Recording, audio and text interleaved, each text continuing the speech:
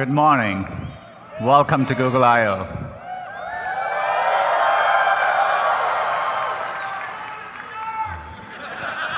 I love you guys too. Can't believe it's 1 year already. It's a beautiful day. We're being joined by over 7,000 people, and we are live streaming this, as always, to over 400 events in 85 countries.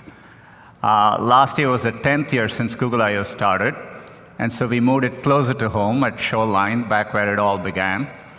Seems to have gone well. I checked the Wikipedia entry from last year. There were some mentions of sunburn, so we have plenty of sunscreen all around. It's on us.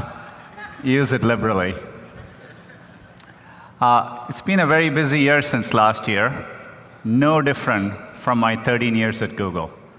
That's because we've been focused ever more on our core mission of organizing the world's information, and we are doing it for everyone, and we approach it by applying deep computer science and technical insights to solve problems at scale.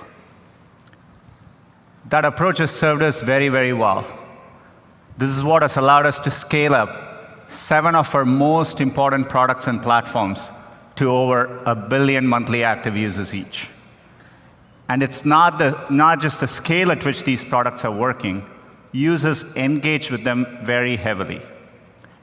YouTube not just has over 1 billion users, but every single day, users watch over 1 billion hours of videos on YouTube. Google Maps, every single day, users navigate over 1 billion kilometers with Google Maps. So the scale is inspiring to see, and there are other products approaching this scale. We launched Google Drive 5 years ago, and today it is over 800 million monthly active users. And every single week, there are over 3 billion objects uploaded to Google Drive. 2 years ago, at Google I/O, we launched Photos as a way to organize users' photos using machine learning. And today, we are over 500 million active users, and every single day, users upload 1.2 billion photos to Google. So the scale of these products are amazing, but they're all still working up their way towards Android, which I'm excited, as of this week, we crossed over 2 billion active devices of Android. As you can see, the robot is pretty happy too behind me. So it's a privilege to serve users at this scale. And this is all because of the growth of mobile and smartphones. But computing is evolving again. We spoke last year about this important shift in computing from a mobile-first to an AI-first approach. Mobile made us reimagine every product we were working on. We had to take into account that the user interaction model had fundamentally changed with multi-touch, location, identity, payments, and so on. Similarly, in an AI-first world, we are rethinking all our products and applying machine learning and AI to solve user problems. And we are doing this across every one of our products. So today, if you use Google Search, we rank differently using machine learning. Or if you're using Google Maps, Street View automatically recognizes restaurant signs, street signs, using machine learning. Duo with video calling uses machine learning for low bandwidth situations. And Smart Reply in Allo last year had great reception. And so today, we are excited that we are rolling out Smart Reply to over 1 billion users of Gmail. It works really well. Here's a sample email. If you get an email like this, the machine learning systems learn to be conversational, and it can reply, "I'm fine with Saturday," or whatever. So it's really nice to see. Just like with every platform shift, how users interact with computing changes. Mobile brought multi-touch. We evolved beyond keyboard and mouse. Similarly, we now have voice and vision as two new important modalities for computing. Humans are interacting with computing in more natural and immersive ways. Let's start with voice. We've been using voice as an input across many of our products. That's because computers are getting much better at understanding speech.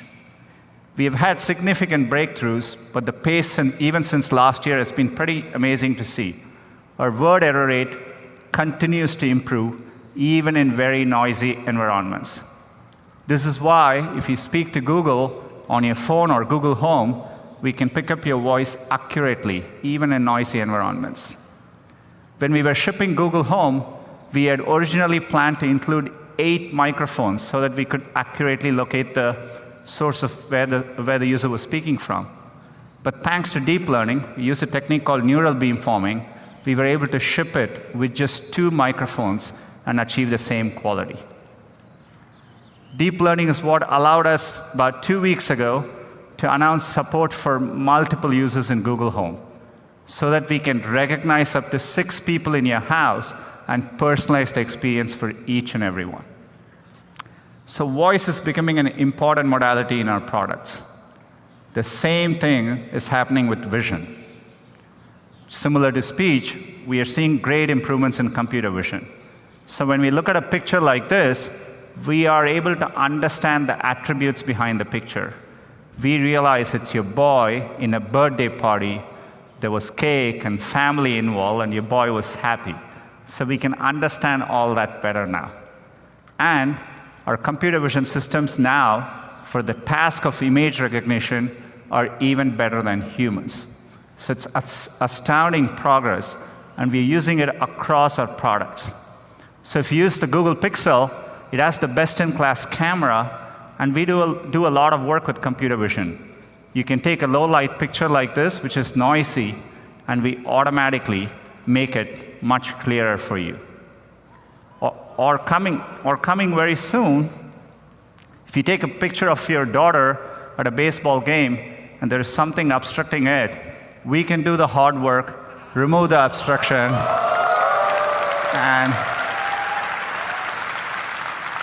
have the picture of what matters to you in front of you.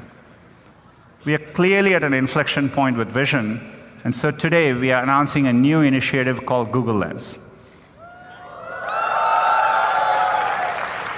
Google Lens is a set of vision-based computing capabilities that can understand what you're looking at and help you take action based on that information. We'll ship it first in Google Assistant and Photos, and it'll come to other products. So how does it work? So for example, if you run into something and you want to know what it is, say a flower, you can invoke Google Lens from your assistant, point your phone at it, and we can tell you what flower it is. It's great for someone like me with allergies. Or if you've ever been at a friend's place and you've crawled under a desk just to get the username and password from a Wi-Fi router, you can point your phone at it,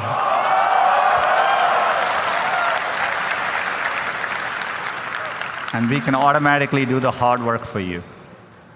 Or if you're walking in a street downtown and you see a set of restaurants across you, you can point your phone, because we know where you are and we have our knowledge graph and we know what you're looking at, we can give you the right information in a meaningful way.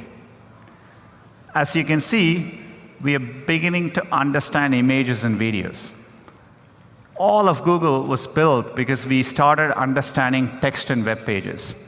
So the fact that computers can understand images and videos has profound implications for our core mission. When we started working on search, we wanted to do it at scale. This is why we rethought our computational architecture. We designed our data centers from the ground up, and we put a lot of effort in them. Now that we are evolving for this machine learning and AI world, we are rethinking our computational architecture again. We are building what we think of as AI-first data centers. This is why last year we launched the tensor processing units. They're custom hardware for machine learning. They were about 15 to 30 times faster, and 30 to 80 times more power efficient than CPUs and GPUs at that time.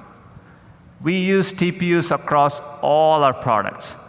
Every time you do a search, every time you speak to Google.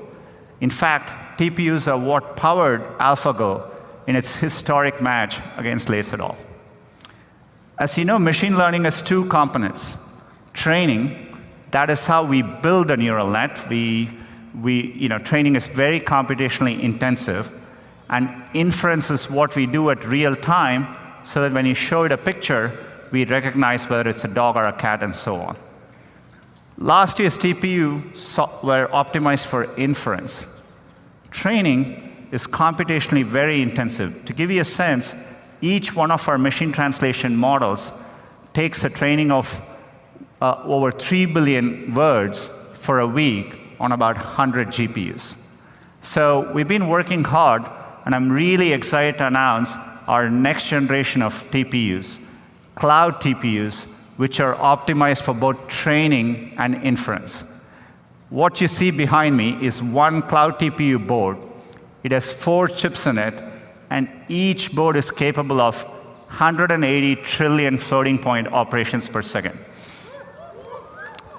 And we have designed it for our data centers, so you can easily stack them. You can put 64 of these into one big supercomputer. We call these TPU pods, and each pod is capable of 11.5 petaflops. It is an important advance in technical infrastructure for the AI era. The reason we named it Cloud TPU is because we are bringing it through the Google Cloud Platform. So cloud TPUs are coming to Google Compute Engine as of today.